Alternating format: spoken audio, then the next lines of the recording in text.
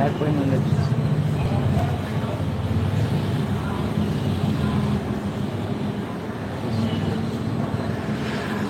ఇంతమంది విని ఇక్కడ పెట్టుకొని మళ్ళీ యాడ్ కొద్ది కొంచెం ఇప్పుడు ఏదో స్టాప్ చేయాల, డిలీట్ చేయాలి, డిలీట్ చేసి మళ్ళీ స్టార్ట్ చేయాలి. ఇంకొక అయిపోయింది.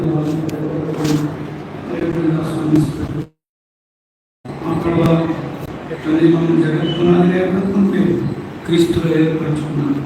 సియోను జ్ఞాపకం ఇచ్చి మా ప్రభావ ఉన్నత స్థల నివాసులుగా ఉన్నట్లుగా మా ప్రభావ మీరు మాలో నివసించినట్లుగా, మీరు నాయన శ్రమించినట్లుగా రక్షణ వస్త్రంగా ధరింపజేయబడతామని ఆశపోయిన వారికి అలాగే ప్రభావ స్వతంతో పాలిస్తూ ఉంటున్నాం.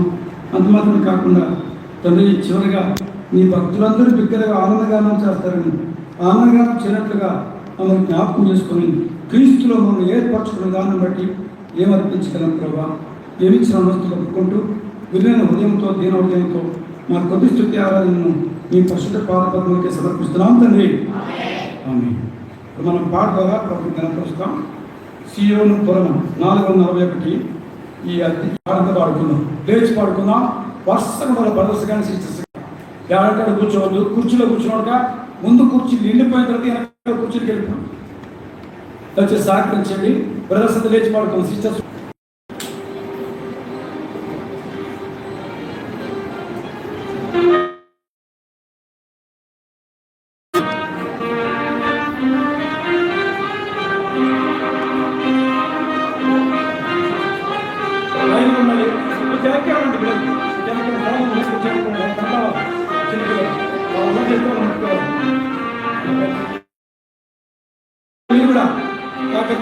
కొంచెం వెనకెళ్తాం, కొంచెం వెనకెళ్ళండి, వెనకెళ్ళండి, తమలో వెనకెళ్తాం. అటువంటి కనబడుతున్నారు. గుడ్. మిమ్మల్ని నిద్రపోవాలి, నేను నిద్రపోను ఈరోజు.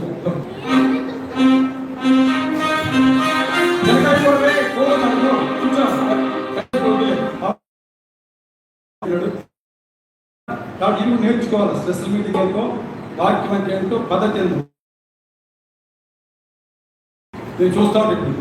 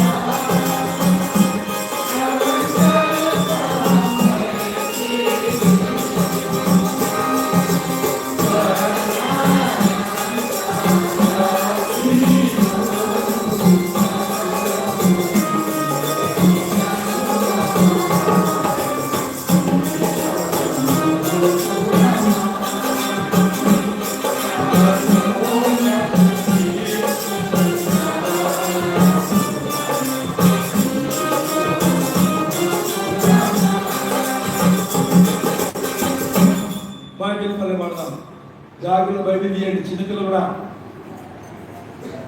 తీసి తన కంటే పై ఉండదు. ఉడిపిల్ల పోయిందా ఈ బైబిల్ ఇవాళ అందరూ తీయాలి కూడా మొత్తం కూడా బైబిల్ నువ్వే. ఓకే, పట్టింప శ్రేష్ఠ గ్రంథం తల కంటే పై ఉండదు బైబిల్. బైబిలే కనుక అదే కాదు, ఇది చౌకాడు పెట్టుకుంటాం అంత చెప్పు పైకి ఎత్తండి.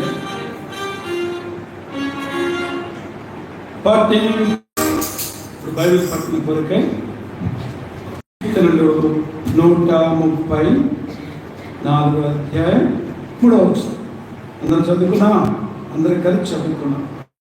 134 చాప్టర్ వర్స్ 3 అందరం చదువుకున్నాం. భూమి సూచన యెహోవా సియోనులో నుండి నిన్ను ఆశీర్వదించుగాక. దేవుడు ఈ వాక్య భావం ద్వారా మనతో మాట్లాడినట్లు చిన్న ప్రార్థన చేసుకున్నాం. ప్రేమల తండ్రి, పరిశుద్ధమైన దేవా, మీ సన్నిహితంలో చేయండి. ప్రజలు మీ వారి సన్నిధి మీది, వాక్యం మీది కాబట్టి నిలబడుతున్న దాసు నీ దాసు కనుక నోటికి పూర్వ మాత్రం ఉపయోగించుకొని ఆయన ఒప్పుకుంది. మంచి మా ప్రభా బయలుపడిన సమయం దీవెనకరం ఉంచింది. రక్షణ పొందుతుగా, రక్షణ పొందిన వారు ఆత్మీయ క్షమాపణ పొందుతుగా ఆయన కొరకు జీవించుకుంటే జ్ఞాపకం చేసుకుని యేసుక్రీస్తునాడు పెట్టుకున్నాం తండ్రి. యెషయా గ్రంథం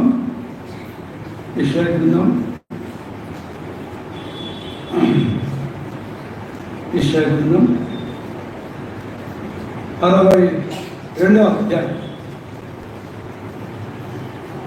యెషయా గ్రంథం 62వ అధ్యాయం, ఐజాయా చాప్టర్ 62 కొన్ని వచ్చారు చదువుకుందామండి. ఈ భాగం మొదటి నుండి చదువుకుందాం. చాలు.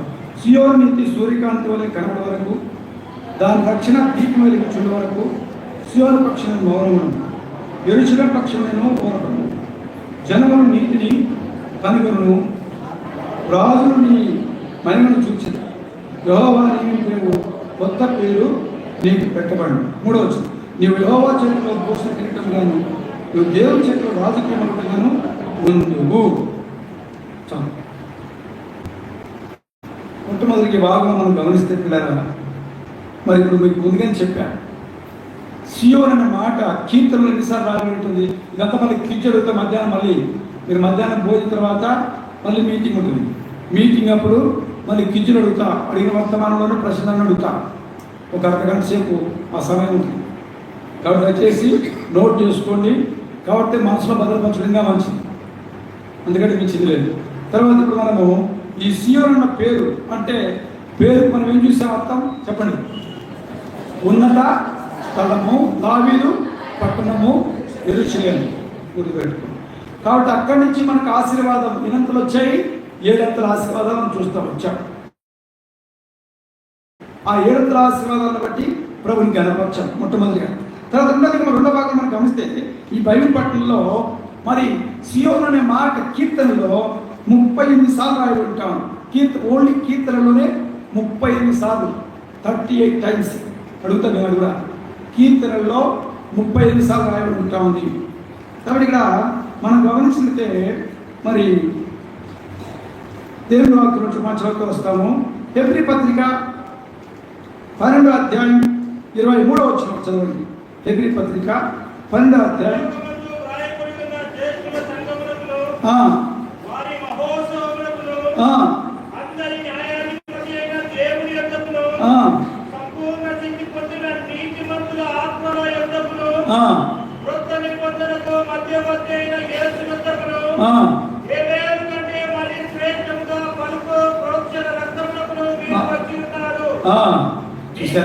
చదివే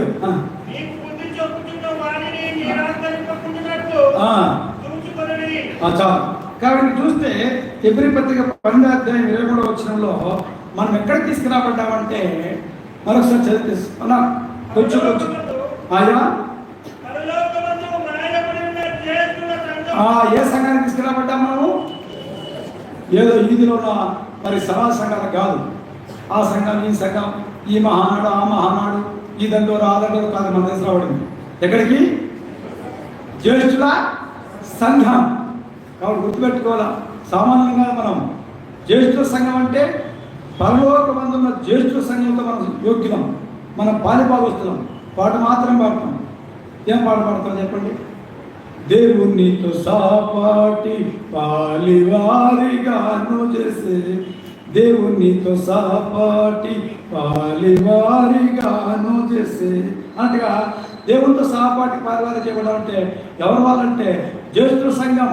పాపం పైన, లోకం పైన, చీకటి పైన, చీకటి శక్తుల పైన అధికారం పొందిన వారం, రక్షించబడిన వారం. ఆయన మరణ భూస్థానం పునరుద్ధానాన్ని శ్వాసించడం ద్వారా, ఆ కలవరశిలను నిదానించి చూచడం ద్వారా రక్షించబడిన వారం. ఆ కలవరి ప్రేమ ద్వారా తాకబడి ఒప్పించబడిన వారు. సంఘానికి వచ్చావు, నువ్వు నిజంగా రక్షణ పొందుంటే ఎక్కడికి వచ్చావు చెప్పండి? వచ్చావు మహోత్సవానికి ఎట్టొచ్చావు? చదువునైనా ఎక్కడికి వస్తున్నావు? అందరి న్యాయాధిపతి, ఆయనకి పక్షపాతం లేదు. చాలా మంది ఎంత లొల్లిలు పెట్టుకుంటారో, ఎంత గొడవ పెట్టుకుంటారో నాకైతే మన బాధ అనిపిస్తుంది. అరే, నీ దేవుడి మందిరానికి వెళ్ళినప్పుడు నీ ప్రవర్తన జాగ్రత్తగా చూసుకోవాలంటే దేవుడి మందిరానికి వచ్చేటప్పుడే లొల్లి పెట్టుకుంటూ వస్తావా? లోపల గొడవలు పెట్టుకుంటూ వస్తావా? చెడుగా ఆలోచించుకుంటూ వస్తావా? ఎంత భయం లేదు నీకు? న్యాయాధిపతికి వస్తున్నావు. ఎక్కడికి వస్తున్నావు? నీతి గల న్యాయాధిపతి సామాన్యుడు కాదు. ఆయన సన్నిధిలో గడగడ వణుకుచు ఆయన సేవించాల్సింది పోగొట్టి, భయభక్తులతో ఆయన గణపరచాల్సింది పోగొట్టి, గొడుగులతో సనుగులతో లోకస్తులుగా అన్యాయంగా ప్రవర్తిస్తా ఉన్నాను. కలవలతో సంఘాలు నింపడతా ఉన్నాయి. ఇది శత్రువు చేసే పని గుర్తెరిగి ఈ రోజు తీర్మానం చేసుకో. మొట్టమొదటిగా రక్షణ పొందకపోతే రక్షణ పొందండు. రక్షణ పొందితే ఎలా వస్తావు? జ్యేష్ఠ సంఘానికి చెందిన బిడ్డమని గుర్తుపెట్టుకో. ఏదో మామూలుగా మరి మా ఊర్లో ఉన్న మా పాలనమో లేకపోతే వాళ్ళమో ఇళ్ళమని కాదు. ఎవరు మనమో చెప్పరా? జ్యేష్ఠ సంఘం. మరి ఆ కులం ఈ కులం లేదు. ఇంకో పాట కూడా పాడుతుంటారు. ఆ పాట పాడగలిగే మన భక్తులు. భక్తుల సంఘమే అది అంటే ఇంకో పాట ఉంది, పాడుతాము. అదేంటంటే ఏ నరుని పేరు లేదు, ఏ సిద్ధాంతం పేరు లేదు. అలాంటి సంఘానికి మనం వచ్చినాం. మనం ఏం చేస్తాం? అన్ని సిద్ధాంతాలే, అన్ని ఏమంటారు, అన్ని ఇవే. చూడండి, చిన్న చరణం అది పాడుకోవడం ముందుకు వెళ్ళిపోదాము.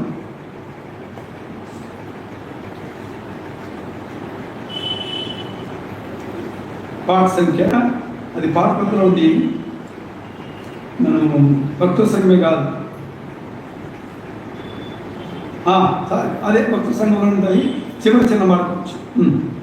భక్తుల సంఘమే ప్రభుని శరీరము అందాయన తన పూర్ణింపును, అందాయన తన పూర్ణింపును. ఒక్క శరీరమునకు శిరస్సునొకటేగా, ఒక్క శరీరమునకు శిరస్సునొకటేగా, సంగమునకు ప్రభు శిరస్సుగా, సంగమునకు ప్రభు శిరస్సుగా. భక్తుల సంఘమే ప్రభుని శరీరము అందాయన తన పూర్ణింపును, అందాయన తన పూర్ణింపును. ఆత్మైక్యతనవా యవములు కలిగిన, ఆత్మైక్యతనవా యవములు కలిగిన, క్షేమాభివృద్ధి దేహము పొందును, క్షేమాభివృద్ధి సంగము పొందును. భక్తుల సంగమే ప్రభుని శరీరము అందాయన తన పూర్ణింపును, అందాయన తన పూర్ణింపును. శిరసాదినములో గాంగములుండిన, శిరసాదినములో సర్వంగములుండిన, సేవలో ప్రభు పరిపూర్ణుండును, సేవలో ప్రభు పరిపూర్ణుండును. భక్తుల సంగమే ప్రభుని శరీరము అంగాయన తన పూర్ణ ఇంపును అంగాయన తన పూర్ణ ఇంపును. కాబట్టి అలాగే మనం భక్తి సంఘంలో కానీ మనం ఏదో ఆ సంఘం ఈ సంఘంలో ఉండకూడదు. దేవుడి వాక్య ప్రకారంగా మనం చూస్తే దేవుడు మనల్ని ఏర్పరచుకున్నాడు. మనం ఎక్కడికి వచ్చామంట? జ్యేష్ఠుల సంఘం. రెండవదిగా న్యాయాధిపతి ఇంటికి వస్తున్నాం. ఎక్కడికి వస్తున్నాము? ఇంటికి వస్తున్నామంటే నీతి గల న్యాయాధిపతి, మామూలు న్యాయాధిపతి కాదు. అన్యాయస్తుల న్యాయాధిపతి న్యాయం తీరిస్తే మన నీతి గల న్యాయాధిపతి తను ఏర్పరచుకోవడానికి ఉన్నాయి కావాలి, ఆత్మక్షేమాభివృద్ధి కావాలి. 4 రండి చదువున్నాం. 4 చదవండి. ఏ మధ్యవర్తనా? క్రొత్త నిబంధనకు మధ్యవర్తి అయిన యేసునందుకును హేబెలు కంటే శ్రేష్టమైన ప్రోక్షణ రక్తమును ప్రోక్షణ రక్తానికి మీరు వచ్చారు. హేబెలు కంటే శ్రేష్టమైన రక్తం, ఆ రక్తాన్ని చిందించిన, ఆ రక్తంతో కడగబడిన, ఆ రక్తంతో శుద్ధిన ఆత్మలో కూడి వస్తాము. ఈ సంగతి అంతా మర్చిపోయి సియోన్ అంటే లెక్కలేంది కానీ ఊళ్ళో వీళ్ళ సీఎమే కాదు, కొన్ని సంఘాలగా మరి డిపార్ట్మెంట్ లో చూస్తే ఆ సంఘం ఆ చర్చల్లా వాళ్ళు ఎప్పుడు వెళ్ళలేడు. అట్టొద్దు. ఒకవేళ పరికట్టున్నారు నీకు వద్దు ప్రభా, నా వంతు నేను మైండ్ కొరికెళ్ళి ఎంత ఖైమైనా చెల్లిస్తా. హేబెలు ప్రోక్షణ రక్తం అంటే శ్రేష్ఠ రక్తాన్ని చెల్లించినాడు యేసు ప్రభా. ఆ రక్తం కడగబడిన నేను, ఆ రక్తం యొక్క అనుభూక్షణకి వచ్చిన నేను నిజంగా సరి చేసుకుంటాను ప్రభా, నిజంగా నీ మైండ్ కొరకు జీవిస్తానయ్యా. తర్వాత రండి, ఇప్పుడు మనము రెండవ భాగానికి వెళ్ళిపోదామా? రండి. మొదటి రాసిన పత్రిక 2వ అధ్యాయం 6వ వచనం. 1 Peter chapter 2:6. ఎలాగా ఇదిగో నేను ముఖ్యమును ఏర్పరచబడిన అమూల్యమునకు మూలరాత్రి సియోనులో స్థాపించినను ఆయన విశ్వాసించాడు ఏ మాత్రము కలవరపడు, ఏ మాత్రము కలవరపడు. అది దేవుడు రాత్రి ఉంచాడు, ఆ రాత్రి 3 రాత్రి ఉంచాడు. ఆ 3 రాత్రికి తగినవాడు తుదిలేతరు కానీ వాడు ఏమాత్రం కలవరపడాడు, విశ్వసించేవాడు. కాబట్టి 4 ఏం చెప్పుకున్నామండి? దగ్గరికి వచ్చాము జ్యేష్ఠ సంఘం. 2వది నీతిగా న్యాయాధిపతి గారి. 3వది సంపూర్ణ శక్తి పొందిన ఆత్మీయత.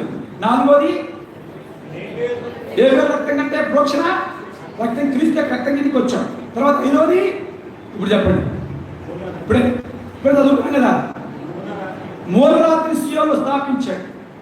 ఆ 3 రాత్రికి వచ్చాం. ఆ 3 రాత్రి విశ్వసించేవాడు కలవరపడు, విశ్వసింపని వారికైతే చదువునా ఇదిగో నేను ముఖ్యమును ఏర్పరచబడిన అమూల్యమును 3 రాత్రి సియోనులో స్థాపించినాను. ఆయన విశ్వాసించేవాడు కలవరపడు, ఏమాత్రము సిగ్గుపడు. చూసానండి, కలవరపడని సిగ్గుపడని విధానంలో దేవుడిని దీవించాలని కోరుతున్నాడు. తర్వాత చదవనా?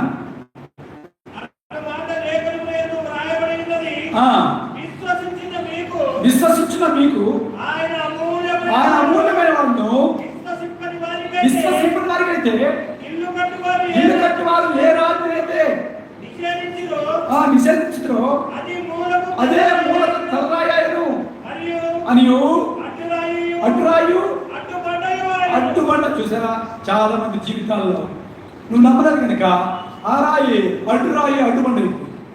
నువ్వు బ్రౌడేసి తీసుకోని ఈ సియోను నమ్మితే దేవుడు 3 రాత్రిగా ఉంచాడు, 3 రాత్రి ఏర్పరిచాడు సియోను యేసు ప్రభావం.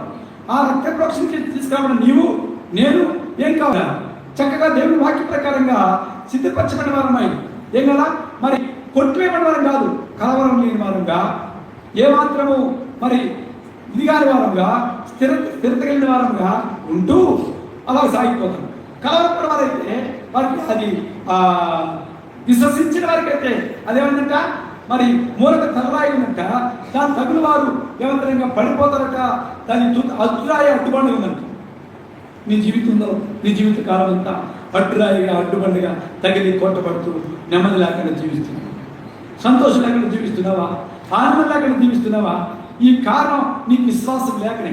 కాబట్టి ఈరోజు నేను తీర్మానం చేసుకో, సంపూర్ణంగా నమ్ము. ఆయన విశ్వాసం వస్తే ఏ మాత్రం కలవరం లేదు, ఏ మాత్రం చర్చలు కాలేవు, మీకు ఎంతో నెమ్మది.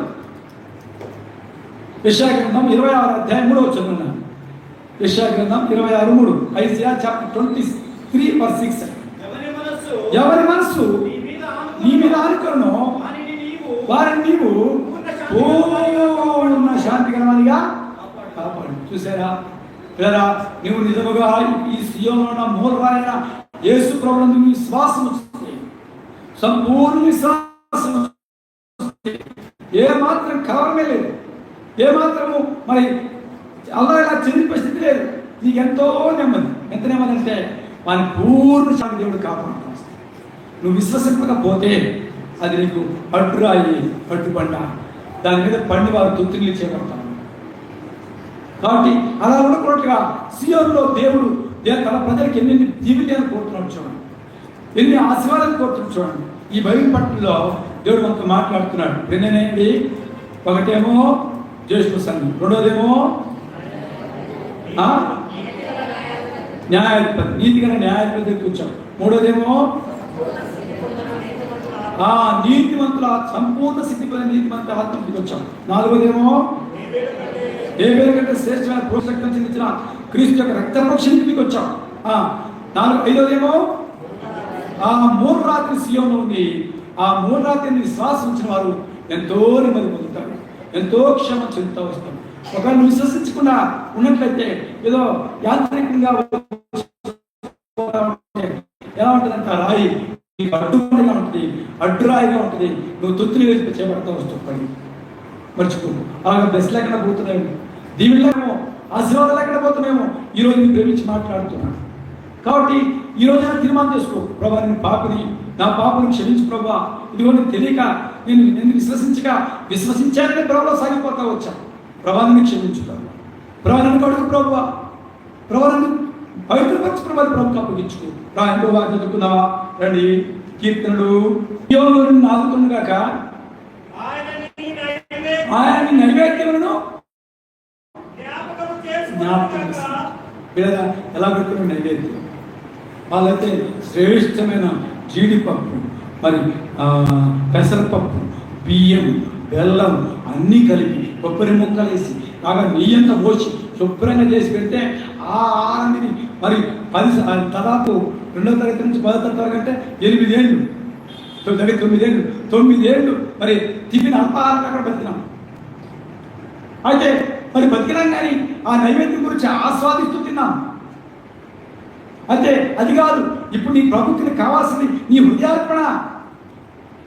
ప్రభువే శ్రీకృష్ణుడు సామెతలో యెహోవా దగ్గరతో వచ్చాడు, నా కుమారుడా నీ ఉదయం నాకు ఇమ్మంటా ఉన్నాడు, నా మార్గం నీకు ఇంపుగా ఉండమంటా ఉన్నాడు. హృదయం ఇచ్చి నైవేద్యంగా అర్పించు. ప్రభా నేను నైవేద్యంగా అర్పించబడుతున్నాను.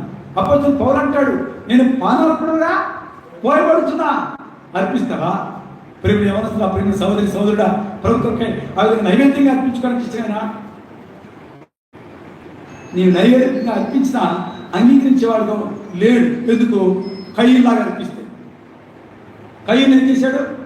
కొంత ఏమంటా కొంత ఏం చేశాడు? మన దాంట్లో శ్రేష్టమని శ్రేష్ఠగా అర్పించు, కుదరబెట్టుకోకు. కొంత కాదు, పూర్ణ సమర్పణతో, పూర్ణ భారంతో ప్రభుని గణపరచు, ప్రభుని మహిమపరచు. చూడు తర్వాత ప్రభు ఎట్లా ఆశీర్వదిస్తాడు, ఎట్లా దీవిస్తాడు. కాబట్టి పిల్లల ఇంతవరకు నీ జీవితంలో ప్రభు యేసుక్రీస్తుని నమ్ముకున్నాను, భ్రమతో సాగుతున్నాను. సంపూర్ణ రక్షణ అనుభవం పొందితే ఈ సత్యాలు ఇలా ఉండాలి. గుర్తుపెట్టుకు. సీయోనులో నుండి ఆ మాట మనం చదివితే మనకు అర్థమైపోద్ది.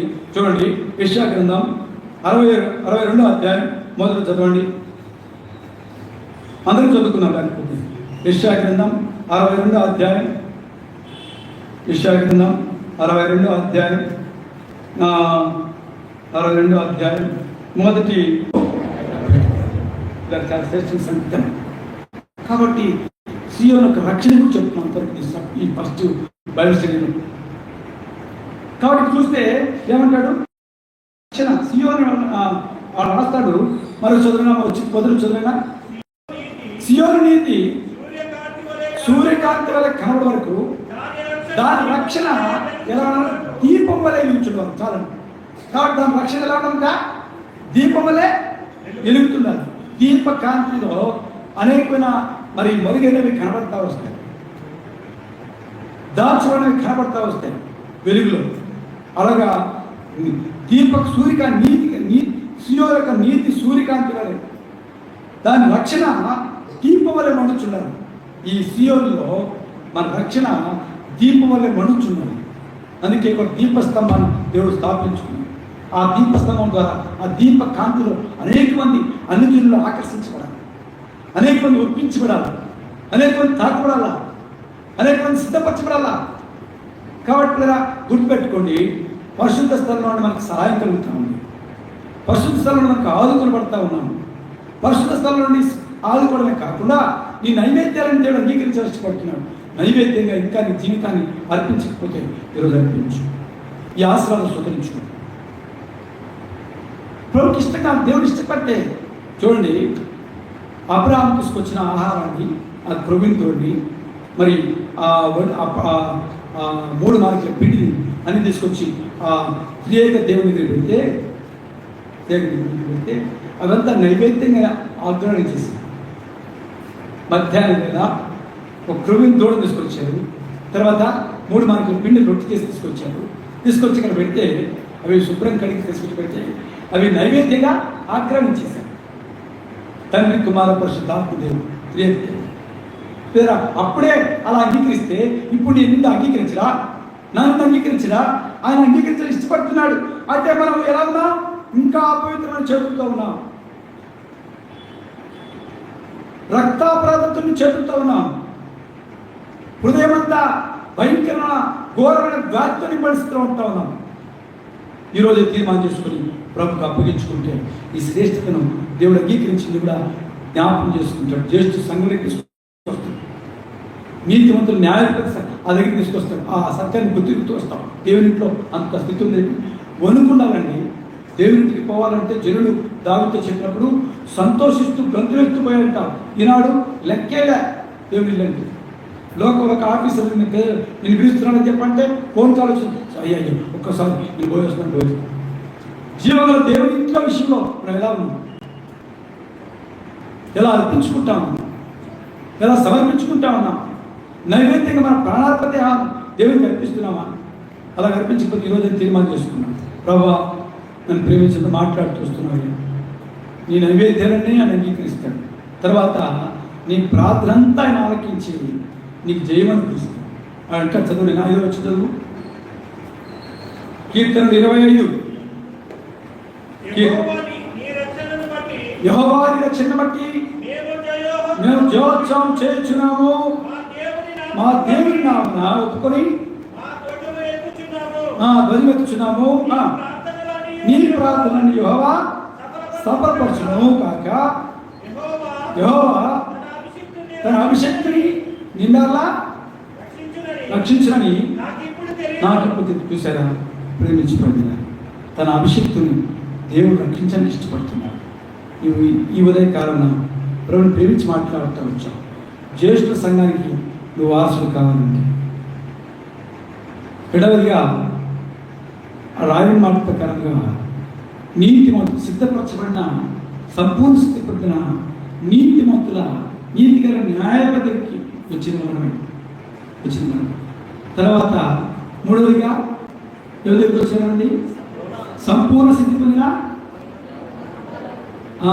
వారికి వచ్చిన వారు ఆత్మలకు వచ్చిన వారు. 4వదిగా ఏమి రక్తం అంటే ప్రోక్ష రక్తం, ఎంతో శ్రేష్టమైన రక్తం వేసుకోవాల్సిన రక్తపోక్షకు వచ్చిన వారు. 5వదిగా మూలరాతిగా స్థాపించబడిన సియోను తన మూలరాతి విశ్వసించిన వారంగా ఈరోజు ఈ ధనికులు పొందట్లుగా ఇప్పుడు అప్పగించుకుంటే మంచిది. ఒకవేళ నీ జీవితం రండి ఈ వాక్యాన్ని సరిగా మౌనం కాస్త పరీక్షించుకున్నాం. పిల్లలు తల్లులు పెద్దలు ఎవరైనా సరే మోకాళ్ళ దగ్గర రండి, ప్రార్థన చేసుకుందాం.